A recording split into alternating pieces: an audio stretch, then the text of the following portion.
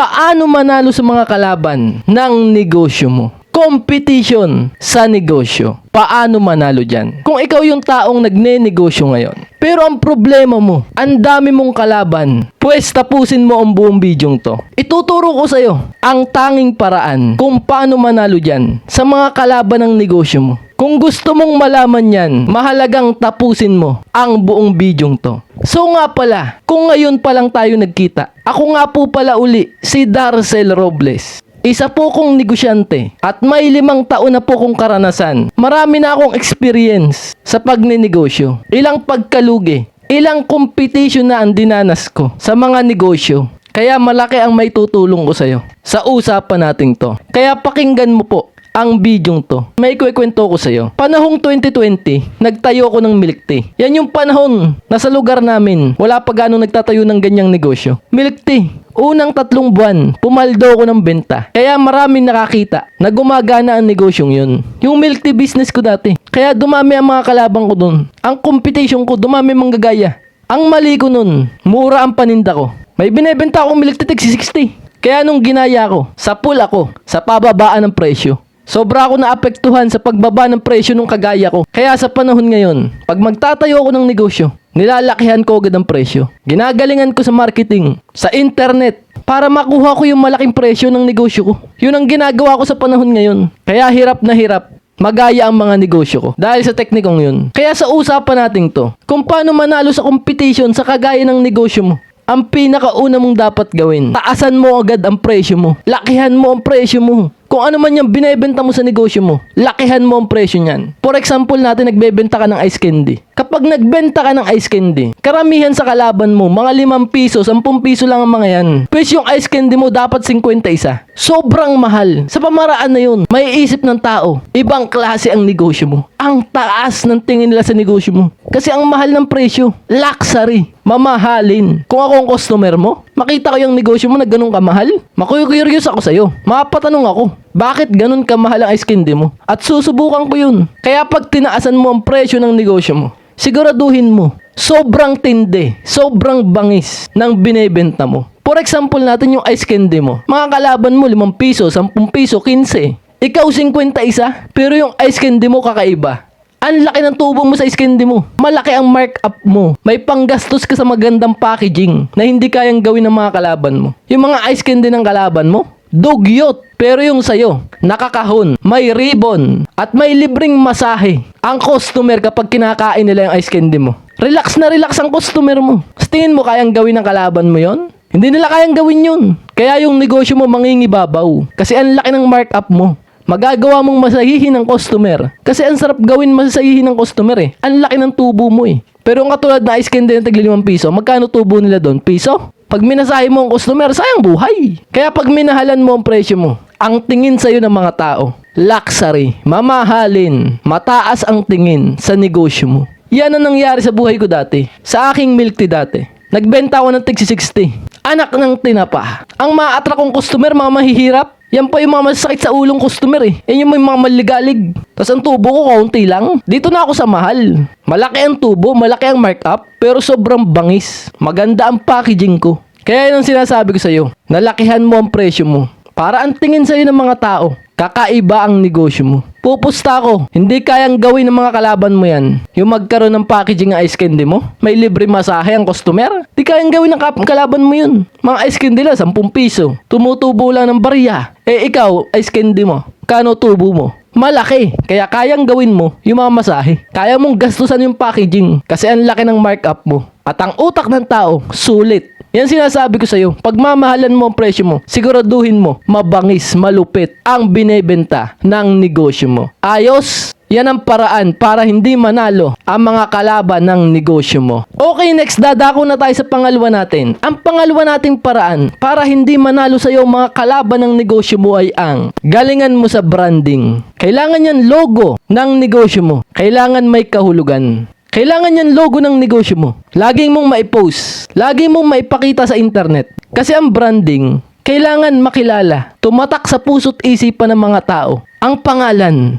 ang logo ng negosyo mo. Sa paraan na yun, magkaka-identity ang negosyo mo. Para sa akin ang branding, para makuha mo ang branding, Kailangan mong kunin ang tiwala ng tao. Kailangan lagi mong galingan. Sa pagpo-post, sipagan mo sa pagpo-post. Post mo empleyado mo. I-post mo product mo. I-post mo customer mo. Bawat post mo, laging may katuwang na logo. Kailangan lagi nakikita yung logo mo. Yung logo ng negosyo mo. Para makuha natin yung tatak. Makilala yung tatak ng negosyo mo. Kapag lagi nilang nakikita sa mga post mo yun, sa internet ng mga tao yung logo mo, ikaw lagi ay maaalala nila. Kapag may branding ka na, para ka ng Jollibee. Yung logo ng bubuyog, para ka ng ganun. Hindi yun madali, mahabang panahon. Iyan ang isang paraan para hindi manalo ang mga kalaban mo sa'yo. Gawin mo yung mga bagay na mahihirap. Kasi ang mga kalaban mong yan, mga gaya-gaya lang yan. Hindi nila kayang gawin yung mahirap na gawin. At yung branding, yan ang pinakamahirap gawin sa marketing. Mahabang panahon bago mabuild ang logo, ang brand ng negosyo mo. Ayos! Okay, next, dadako na tayo sa pinakahuli nating paraan. Kung paano talunin ng mga kalaban ng negosyo mo ay ang targetin mo maging supplier ka. Yung ikaw na yung magbibigay ng mga produkto sa mga taong gustong magnegosyo. For example natin, yung pinsan mo gustong magnegosyo. Magkano ice candy mo? 50. Puhunan mo doon 5 piso lang. Tubo mo doon malaki. Ngayon, yung pinsan mong gustong magbenta, gustong magnegosyo, gawin mong reseller yun. Ikaw ang magiging supplier niya ng ice candy. Para hindi na siya gagawa ng product, taga-benta lang siya. Ngayon, yung 50 mong ice candy, ibigay mo sa kanya ng 30 pesos lang. Sa pinsan mong gustong magnegosyo. Para pag binenta niya ng 50, sa kanya na yung 20. Kapag magaling magbenta ang pinsan mo, bulto-bultong ice candy ang i-orderin sa'yo nun. Araw-araw. Pupusta ako, hindi yan alam na mga kalaban mo. Mga 5 pisong ice candy nila, 10 pisong kalaban mo na ice candy. Hindi nila kayang gawin yan. Hindi nila alam yan. Hindi nila naiisip yan. Kung maisip man nila, hindi nila kayang gawin. Bakit? Maliit lang ang tubo nila eh. Kasi gaya-gaya lang ang mga yan. Ikaw, may kaalaman ka. Nakausap mo ako ngayon. Targetin mo maging supplier ka. Kahit sa mga tindahan, sa mga sari-sari store, bagsakan mo ng mga ice candy mga yan.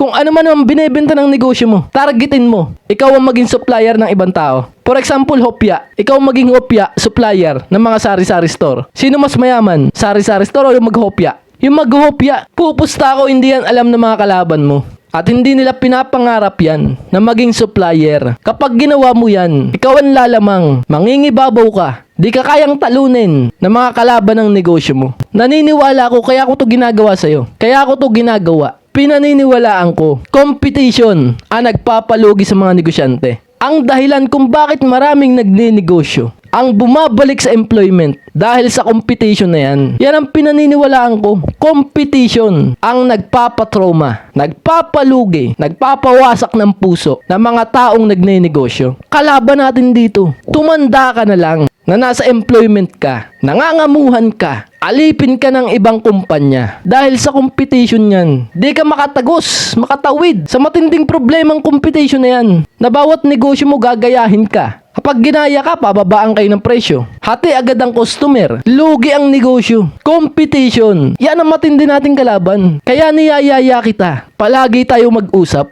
ng ganitong usapan. Pindutin mo yan, subscribe na yan. Subscribe mo na ako. Para palagi pa tayo makapag-usap. Makapagkwentuhan ng ganitong usapan. Niyayaya kita. Kung gusto mo pa akong kausap, pindutin mo yan, subscribe na yan. Mga kapwa negosyante ko, ngayong napakinggan mo ko, alam ko, nakatulong ako sa buhay mo. Huwag mong sayangin ang mga nalaman mo.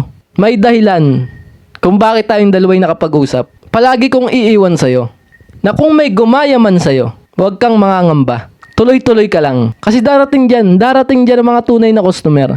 Yung mga customer na yun yung mga tunay. Darating sila. Sa competition na yan, wag mo laging isipin ang kalaban. Isipin mo kung paano ka lalamang. Paano lulupit ang brand ng negosyo mo. Magiging mamahalin lalo ang binebenta mo. At paano ka magiging supplier?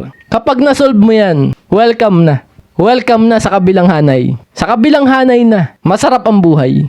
Yung kabilang hanay na yon, na hindi makatagos ang ordinaryong tao, ikaw nakatagos na. At huwag mong kakalimutan, lahat ng experience mo, na kapag may taong gustong magnegosyo, ikaw na ang magpapayo sa kanya kung ano ang ginawa mo para makatagos sa kalaban ng negosyo mo. Kapwa negosyante ko, saludo po ako sa'yo. Kasi nagnenegosyo ka. Tuloy-tuloy ka lang. May gumaya man. Ibig sabihin yan, mabangis. Idol nila ang negosyo mo. Palakpakan naman dyan. Alam ko nagustuhan mo usapan natin to. Pindutin mo naman yung subscribe na yan. Subscribe mo na ako. Para palagi pa tayo makapag-usap. makapagkwentuhan ng ganitong usapan. Pindutin mo yan, subscribe na yan. Nga pala, yung branding na sinabi ko sa iyo kanina. Kung gusto mong maunawaan ng malalim ang branding, nagtuturo po ako ng branding. Para kahit sumingil ka ng malaking presyo, tuwan-tuwa pa ang customer. Kung sasali ka sa program ko, kung magpapaturo ka sa akin, tuturo ko sa iyo na mas malalim ang branding. May bayad yan ha, yan ang presyo niyan. Isang buwan yan, tuturuan kita all about branding. At kung mag-e-enroll ka ngayon, bibigyan kita ng libre. Paano bumangis sa pagbibenta sa iba't ibang tao? May sasabihin ka lang linya na kapag narinig ng tao yun, bibili yun sa'yo. Ituturo ko sa'yo yan, libre lang yan. Kung mag-e-enroll ka ngayon, kung magtatawag ka ngayon, kung magte-text ka sa number na yan, na mag-e-enroll ka, natuturuan kita ng branding. Libre kitang tuturuan ng mabangis na pagbibenta para dumami ang benta ng negosyo mo. At nga pala po, sa mga gusto pong umorder ng ating libro, ito pong librong to ay para sa inyong mga kapwa negosyante ko. Kailangan nyong mabasa to kasi ito magpapagana, magpapalakas ng loob nyo kapag nanghihina na kayo sa negosyo nyo. Ang librong to, ang solusyon para lumakas lagi ang loob nyo sa negosyo. Sa mga gusto pong umorder ng ating libro, tawag lang po kayo sa number na yan at ipapadala ko po sa inyo. Papadeliver ko sa inyo kahit saan pa po kayo. Tawag lang po kayo sa number na yan sa mga gusto pong umorder ng ating libro. Ako'y magpapaalam na po muna. Kita-kita po tayo susunod. Ako po muli, si Darcel Robles, na mag-iiwan po sa inyo po ng katagang, ang tamad, wag na wag mong papakainin. Ciao, bye!